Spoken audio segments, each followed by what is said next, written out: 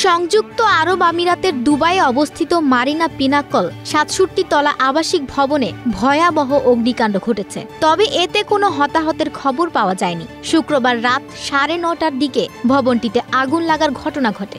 Golf news এক প্রতিবেদনে এ তথ্য জানিয়েছে। স্থানীয় গণমাধ্যম সূত্রে জানা যায়, স্থানীয় সময় শুক্রবার গভীর রাতে দুবাইয়ের মারিনা এলাকার ৬৭ তলা ভবনটিতে হঠাৎ আগুন ছড়িয়ে পড়ে। খবর পেয়ে ফায়ার সার্ভিসের একাধিক ইউনিট ঘটনাস্থলে পৌঁছায় এবং প্রায় ৬ ঘন্টা ধরে অভিযান চালিয়ে আগুন নিয়ন্ত্রণে আনে। ভবনের ৭৬৪টি ফ্ল্যাট থেকে নিরাপদে সরিয়ে নেওয়া হয়েছে ৩,৮২০ জন বাসিন্দাকে। দুবাই সরকারের মিডিয়া অফিস নিশ্চিত করেছে, এ ঘটনায় কেউ আহত হননি।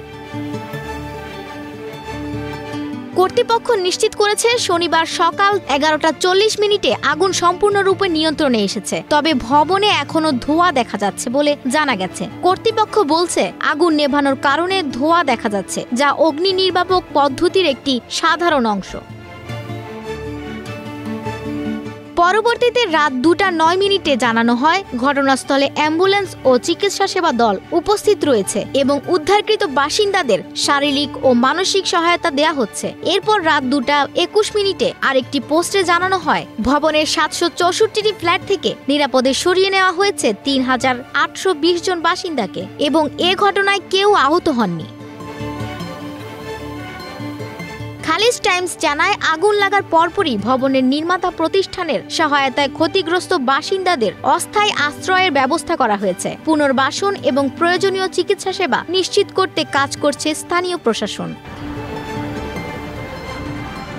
এটি প্রথম নয়। এর আগে ২০১৫ সালের মে মাসে ভবনের ৪৭তম তলার একটি রান্নাঘর থেকে আগুনের সূত্রপাত হয়, যা পরে ৪৮তম তলায় ছড়িয়ে পড়ে। সে সময়ও দুবাই সিভিল ডিফেন্স দ্রুত ব্যবস্থা নিয়ে পরিস্থিতি সামাল দেয়। ডিএমও আরও জানিয়েছে, আগুনের ঘটনায় কেউ আহত না হলেও বর্তমানে ভবনের নিরাপত্তা ব্যবস্থায় পুনর্মূল্যায়নের উদ্যোগ নেওয়া হয়েছে। আফসানা ভুইয়া, প্রবাস খবর।